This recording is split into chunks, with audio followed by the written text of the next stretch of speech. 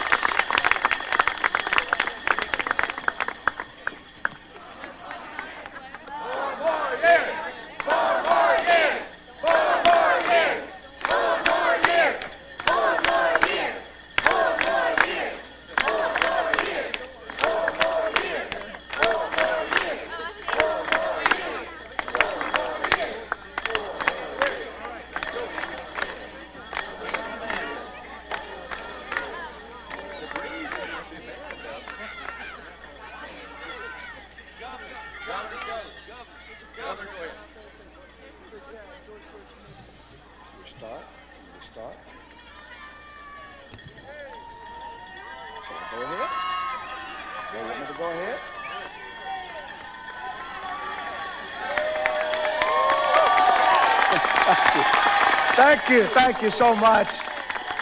That was a great convention, totally upbeat celebration of the Bush-Quayle victory that's going to come in November.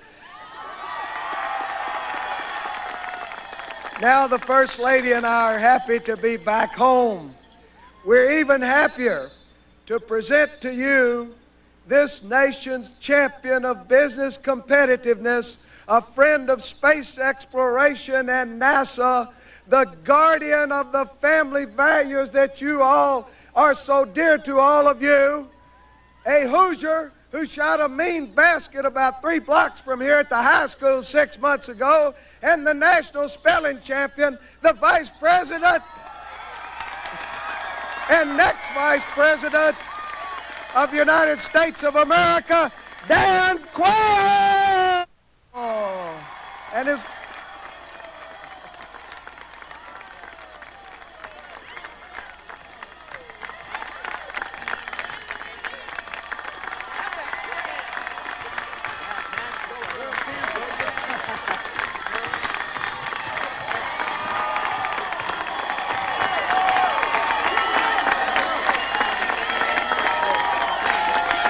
Governor.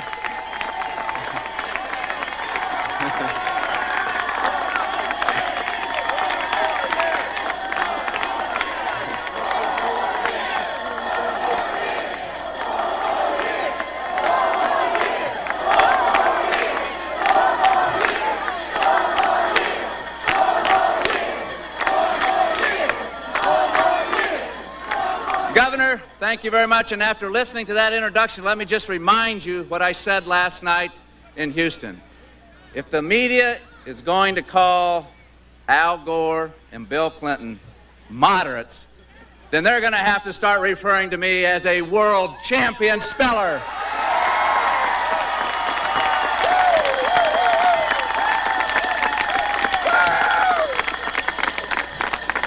Governor Fordyce and Senator Cochran, Senator Lott, and friends, with this audience, this enthusiasm, there's absolutely no doubt Mississippi is going to vote for George Bush once again.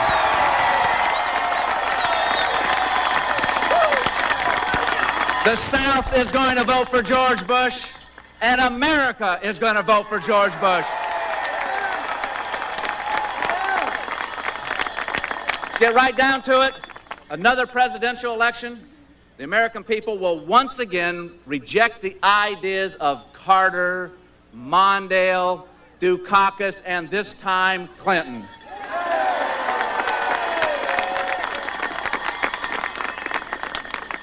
Our president made a great speech last night.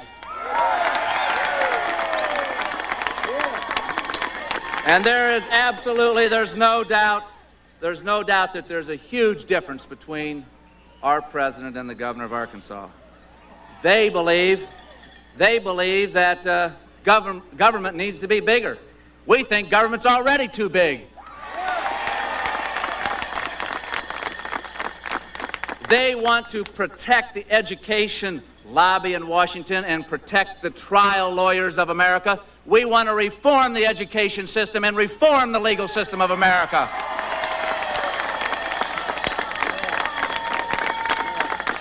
They're the ones that want to protect the Democratic dictatorship on Capitol Hill that has ruled there for almost 40 years. We're the ones that want to reform Congress and to limit the terms that the Democratic Congress can serve.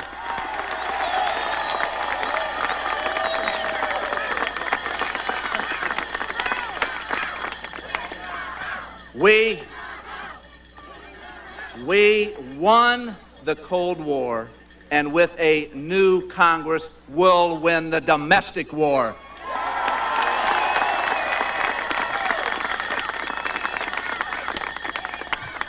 Mr. President, on behalf of all Americans, thank you for winning the Cold War, and thank you for making America safer.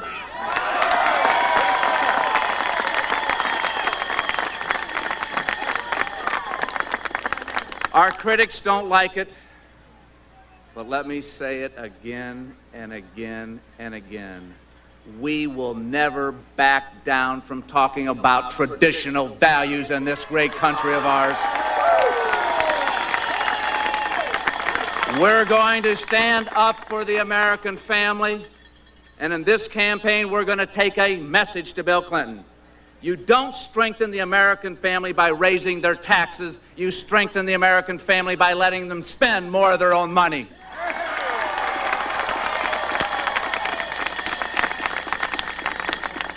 Ladies and gentlemen, in difficult times, our country needs the very best.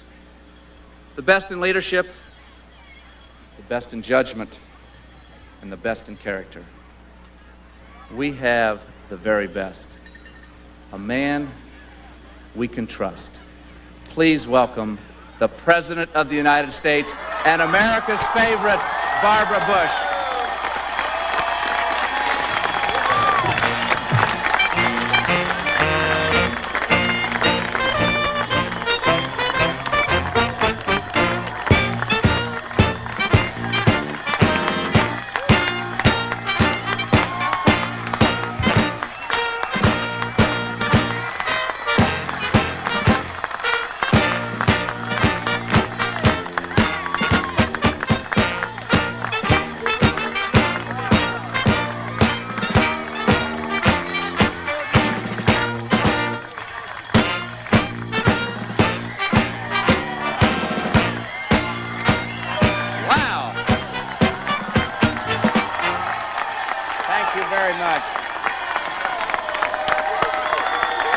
Thank you, thank you.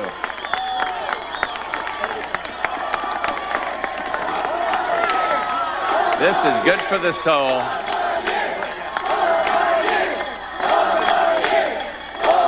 Thank you, thank you. Thank you so very much. Thank you for this warm Mississippi welcome. And it is great to be back in Gulfport. Great to be back in Fordyce, Lott, Cochran, and Bush Quayle country. Thank you very, very much. This is our first stop after Houston, the first step into the future. And we're here to kick off a crusade to bring back values and to build a stronger, more secure America. And we're grateful to be here with your mayor and our Lieutenant Governor, Eddie Briggs. And may I single out my dear friend, a man of real values, a man of real talent, Ricky Skaggs. What? You talk about Southern hospitality. Let me thank all the Republican leadership, those who greeted us on the ground, all of you who worked on this fantastic rally, and those who came with me on Air Force One. And this is, as I say, our first step out of Houston onto the election. And I am delighted to be back here in this place, which has sound family values, great tradition, and believes in a strong America.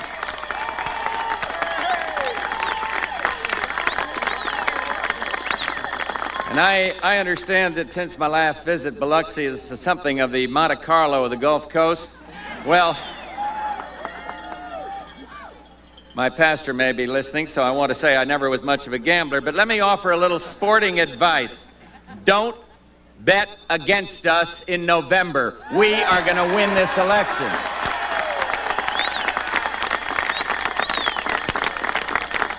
Now let me put something in perspective. You've been reading about some of these crazy reports about my health. Well, let me say I am blessed with good health, and last night I laid out an agenda for America, and the reaction has been very positive. And if those overnight polls are any barometer, the American people agree with me that I do look better in my jogging shorts. Look better in my jogging shorts than Bill Clinton.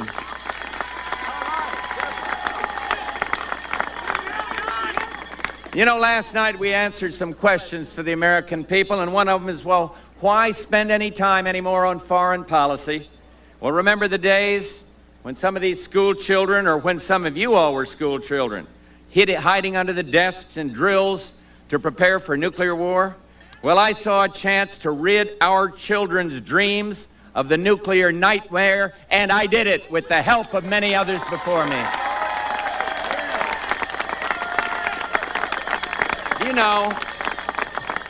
Seriously, do you know that over the past 4 years, more people have breathed the fresh air of freedom than in all of human history? And we saw a chance to help, and we did it. And understand something. These were the two defining opportunities, not of a year, not of a decade, but of an entire span of human history, and we can all take great pride in that.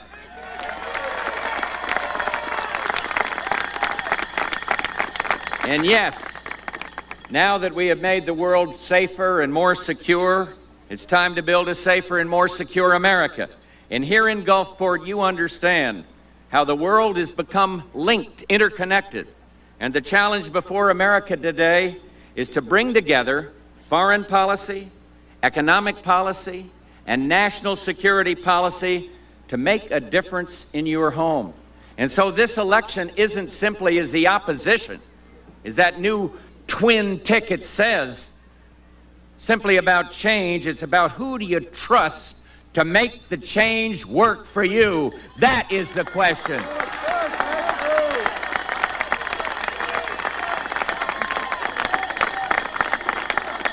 And our opponents, my opponent is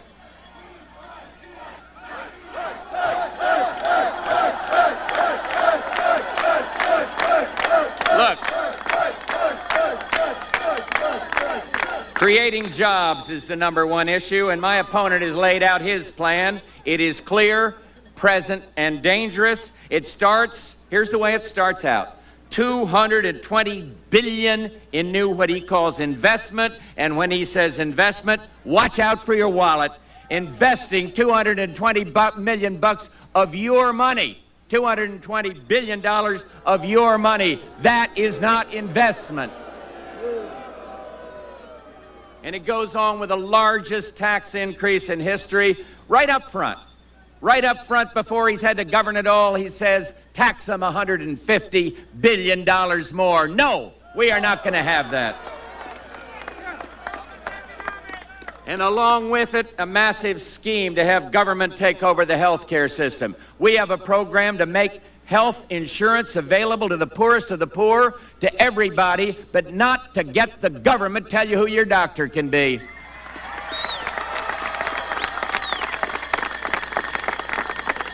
You know, I was talking to Thad Cochran in Trenton, the governor coming down here, and my opponent, we all agree, seems to like to compare himself to Elvis Presley. Well, my apologies to the king, but to me, Governor of Arkansas's plan really does sound like Elvis economics, because the time he is finished, American workers will all be checking in to the Heartbreak Hotel. And I think we ought to treat those Clinton-Gore ideas the way Elvis would. Return to sender. Return them to Arkansas. Send them back to Arkansas and Tennessee. But we offer a different way to create jobs and get the economy moving. And last night, I proposed a brand new idea, some of you may have heard it, to let you, the taxpayer, check a box on your tax return to vote up to 10% of your taxes to go for nothing but reducing the federal deficit, and then for every check, we have to reduce federal spending by that much.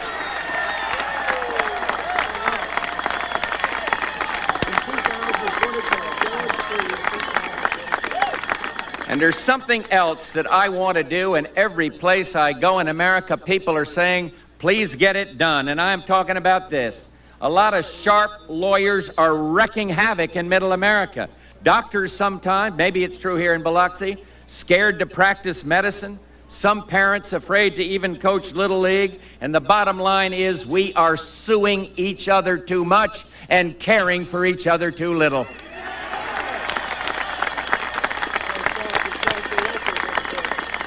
And we have been, with the help of Trent and the help of Thad, we've been trying to go to toe with that Democratic liberal Congress to take on the trial lawyers and take on their new hero, incidentally, the governor of Arkansas. I am keeping on fighting to put an end to these outrageous lawsuits that raise everybody's costs and scare people half to death.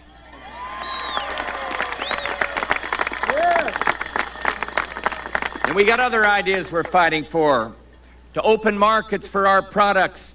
I saw a sign here about agriculture. Our farmers can compete with and out-hustle anybody in the world if we give them a chance. Open markets for our products, not protection. Make health care more affordable without a government takeover of medicine. Improve our schools so our kids can get the education they need to succeed, and tell the union to start thinking new ideas. Let's help these kids.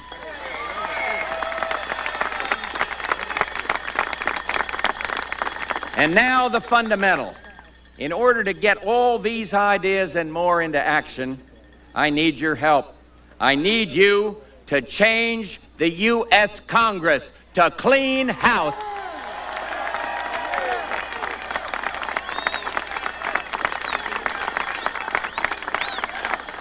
Clean the house.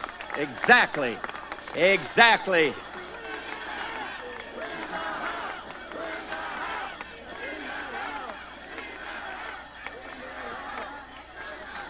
Well, we got two guys here today that are trying to do just that, Paul Harvey and Clyde Whitaker, so help them out. And I might say if we had more like Trent Lott and Thad Cochran, we wouldn't have this problem of a Congress that obstructs everything we're trying to do.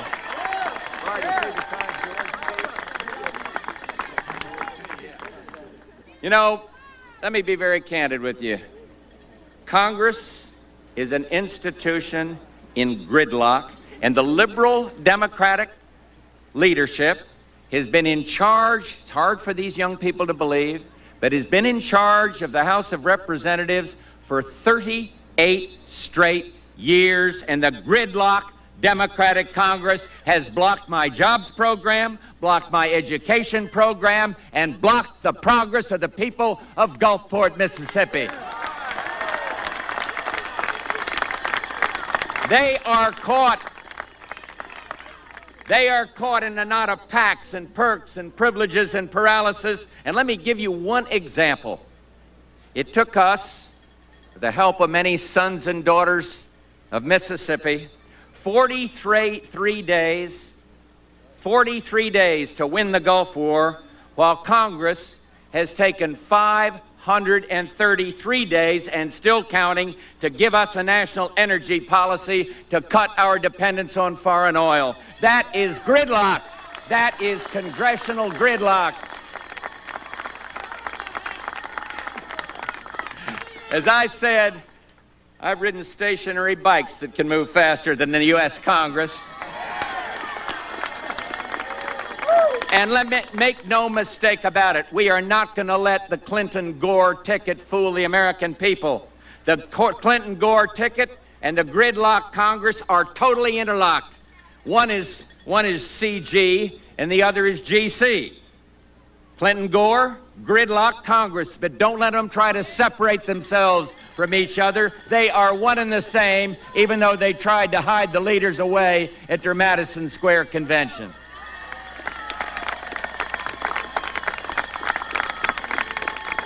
Now let me give you one example of what I'm talking about.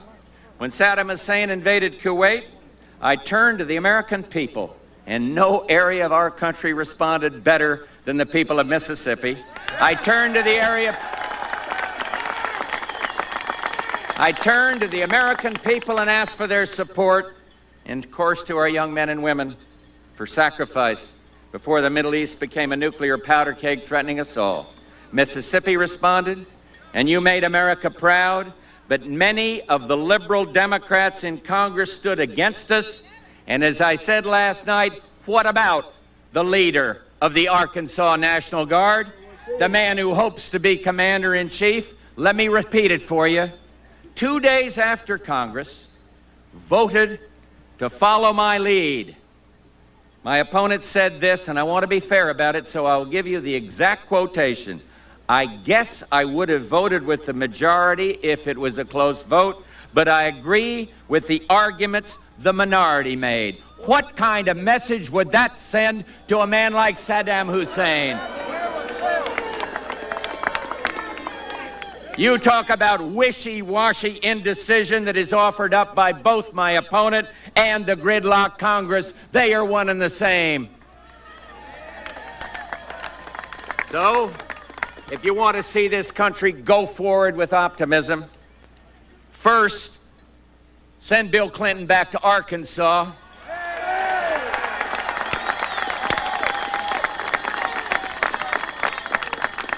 But just as important, help me shake up that gridlock Congress and get rid of them.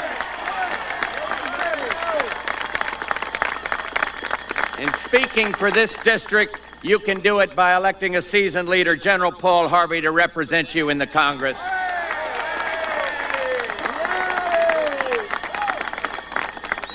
I told the general I was going to make a joke about his providing the rest of the story, but I'm sure you heard this kind of kidding. I'm sure he's heard it about 3,000 times every day. Our crusade, and it is one, will not be easy, and I know that, but I am absolutely certain that in November, we will prevail. 2 weeks ago, they were totally writing off the Bush-Quayle ticket. All those smart talking heads on television, we are going to take it to the American people. We're going to the people with our message.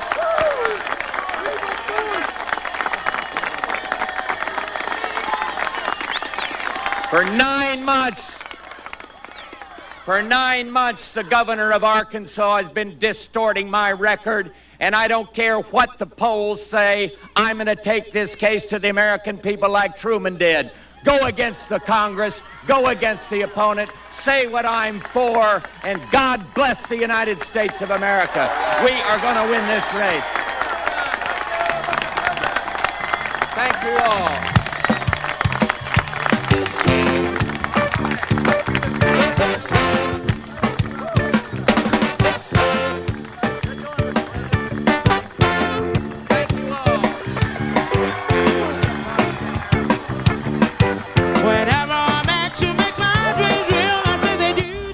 This rally, sponsored by the Bush-Quayle 92 campaign, will be seen again later today during Road to the White House, which begins at 5 o'clock Eastern Time. The program today will also include a speech by the Democrats' vice presidential nominee, Senator Al Gore. Again, that's Road to the White House today at 5 Eastern Time on C-SPAN. Get ready, 'cause here I come.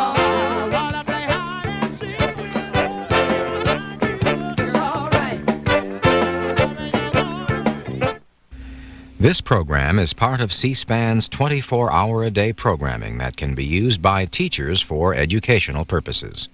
C-SPAN in the classroom, showing government and the public policy process at work.